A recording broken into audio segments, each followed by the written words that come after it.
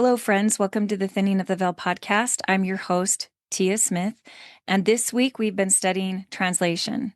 We've been studying Enoch and his city, the attributes of translated beings, the expectations of the prophecies moving forward into this final part of the last dispensation. I think it's so important for us to study the patterns related to Enoch and to Melchizedek and to all of those who we know for sure that have been translated, read the accounts and the doctrines and the principles that they lived by, because I 100% believe that this is in the future for a lot of us, if we choose to. So this week I have included a talk by Orson Pratt, and clearly Orson is not alive, and there is not an audio recording of this particular sermon that was given in Salt Lake City in the Old Tabernacle on July 19th, 1874. So I have used AI to speak part of the sermon. It's not the whole sermon, but part of the sermon that was given because I believe that Elder Pratt points out a lot of interesting principles and doctrines that he clearly understood Enoch lived by, and then encouraging those of us to also understand it and to move forward in that understanding, seeking for and desiring this gift of translation. I appreciate all the support. Again, these, especially AI things, take financial obligations, clearly. So thank you to all of you who have decided to help support the podcast in all the ways. And I appreciate and know that it helps a lot in bringing this work to pass. So again, all the links are in the description, the donation links if you want, the support links, the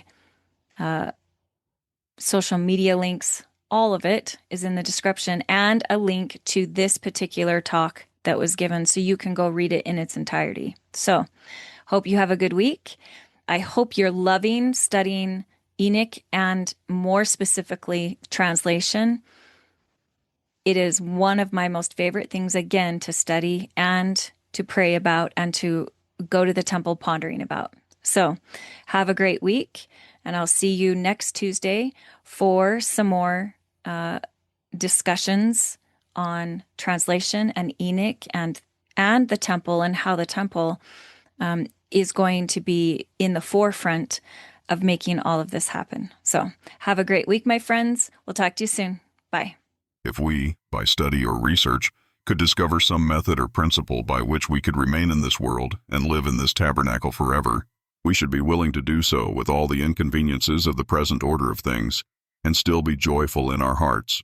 If any man could by research or learning discover some kind of a way, or means or medicine that would give immortality to the children of men, even in their present state, he would be considered one of the greatest men that ever lived, and the one who had bestowed the greatest blessing upon his fellow creatures. He would be lauded to the very skies, and his name would be handed down among all people and nations, as one of the greatest benefactors of mankind.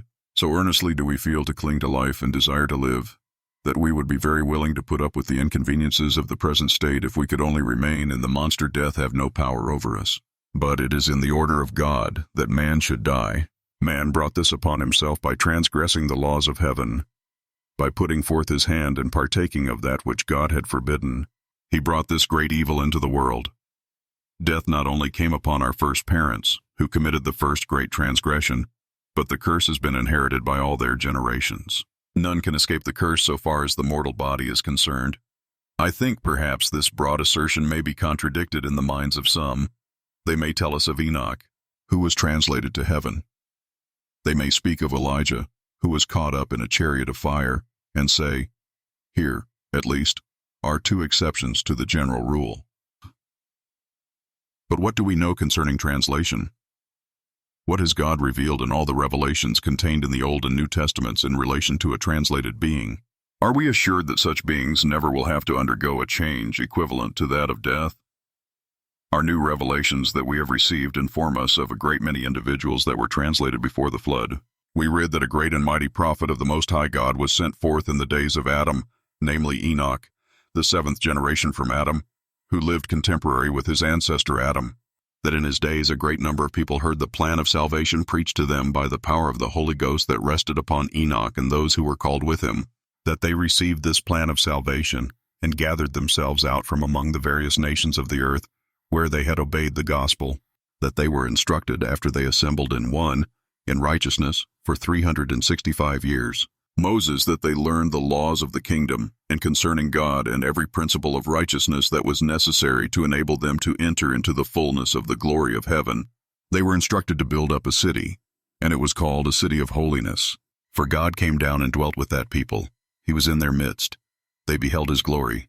They saw his face, and he condescended to dwell among them for many long years, during which time they were instructed and taught in all of his ways. And among other things, they learned the great doctrine and principle of translation. For that is a doctrine the same as the doctrine of the resurrection of the dead, which is among the first principles of the plan of salvation. And we may also say that the doctrine of translation, which is intimately connected with that of the resurrection, is also one of the first principles of the doctrine of Christ. They were instructed in relation to this government, the object of it, according to the light and knowledge which the latter-day saints have upon this subject, revealed in the revelations given through Joseph Smith. We find that those people, when they were fully prepared, having learned the doctrine of translation, were caught up into the heavens, the whole city, the people, and their habitations. How much of the earth was taken up in connection with their habitations, we are not informed. It might have been a large region, you may ask. Where was this city of Zion built in ancient days? According to new revelation, it was built upon this great western hemisphere. When I speak of this western hemisphere, I speak of it as it now exists. In those days the land was united. The eastern and the western hemispheres were one, but they dwelt in that portion of our globe that is now called the western hemisphere, and they were taken up from this portion of the globe. No doubt all the region of country occupied by them was translated or taken away from the earth. Does this prove that they were immortal beings from the time of their translation? No, it does not prove any such thing. How are we to know anything about it? We cannot learn anything in relation to it, except by revelation. God has revealed to us that they are held in reserve in some part or portion of space. Their location is not revealed, but they are held in reserve to be revealed in the latter times, to return to their ancient Mother Earth. All the inhabitants that were then taken away are to return to the earth. Some 5,000 years have passed away since they were caught up to the heavens. What has been their condition during that time? Have they been free from death? They have been held in reserve in answer to their prayers. What were their prayers? Enoch and his people prayed that a day of righteousness might be brought about during their day. They sought for it with all their hearts. They looked abroad over the face of the earth and saw the corruptions that had been introduced by the various nations, the descendants of Adam, and their hearts melted within them, and they groaned before the Lord with pain and sorrow, because of the wickedness of the children of men, and they sought for a day of rest. They sought that righteousness might be revealed, that wickedness might be swept away, and that the earth might rest for a season. God gave them visions, portrayed to them the future of the world, showed unto them that this earth must fulfill the measure of its creation, that generation after generation must be born and pass away, and that, after a certain period of time, the earth would rest from wickedness, that the wicked would be swept away, and the earth would be cleansed and sanctified and be prepared for a righteous people. Until that day, saith the Lord, you and your people shall rest. Zion shall be taken up into my own bosom. Ancient Zion should be held in reserve until the day of rest should come. Then, said the Lord to Enoch, thou and all thy cities shall descend upon the earth, and your prayers shall be answered. They have been gone, as I have already stated, about 5,000 years. What have they been doing? All that we know concerning this subject is what has been revealed through the great and mighty prophet of the last days, Joseph Smith, that unlearned youth whom God raised up to bring forth the Book of Mormon and to establish this latter-day church. He has told us that they have been ministering angels during all that time. To whom? To those of the terrestrial order, if you can understand that expression. God gave them the desires of their hearts, the same as he gave to the 3 Nephites, to whom he gave the privilege, according to their request, of remaining and bringing souls unto Christ while the world should stand. Even so, He granted to the people of Enoch their desire to become ministering spirits unto those of the terrestrial order, until the earth should rest, and they should again return to it. Joseph inquired concerning their condition, whether they were subject to death during that period, and was informed, as you will find in the history of this church, as printed in the Millennial Star and other publications thereof, that these personages have to pass through a change equivalent to that of death. Notwithstanding their translation from the earth, a certain change has to be wrought upon them that is equivalent to death, and probably equivalent also to the resurrection of the dead. But before that change comes, they minister in their office unto those of another order, that is the terrestrial order. Strangers will not understand perhaps what we mean by the terrestrial order. If they will take the opportunity of reading the doctrines of this church, as laid down in the revelations given through Joseph Smith, they will learn what our views are in relation to this matter. God revealed by vision the different orders of being in the eternal worlds. One class, the highest of all, is called the Celestial. Another class, the next to the Celestial in glory, power, might, and dominion, is called the Terrestrial. Another class, still lower than the Terrestrial in glory and exaltation, is called the Telestial. This middle class, whose glory is typified by the glory of our moon in the firmament of the heavens, as compared with the sun, are those who once dwelt on this or some other creation, and, if they have had the gospel laid before them, they have not had a full opportunity of receiving it, or they have not heard it all, and have died without having the privilege. In the resurrection they come forth with terrestrial bodies. They must be administered to, says the vision, and God has appointed agents or messengers to minister to these terrestrial beings, for their good, blessing, exaltation, glory, and honor in the eternal worlds.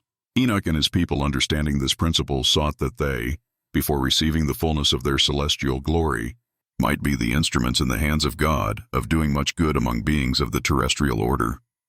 We read in the New Testament concerning certain angels that are in the eternal worlds, and the question is asked by the Apostle Paul, are they not all ministering spirits, sent forth to minister for those who shall be heirs of salvation? Not for those who were already heirs of salvation, but for those who shall be, those who were to be redeemed, that were to be brought forth and exalted. Enoch and his people were appointed to this ministry, holding the priesthood thereof, with power and authority to administer, in order that those beings may be exalted and brought up, and inherit all the glory that they are desirous to receive. Much might be said concerning these different orders of glory, but we feel to pass on, and we will speak a few words now concerning the resurrection from the dead of those who have fully prepared themselves for the highest glory. The glory of the celestial kingdom, the highest of all, the holiest of all, the kingdom where God the Father sits enthroned in glory and in power, ruling and governing all things.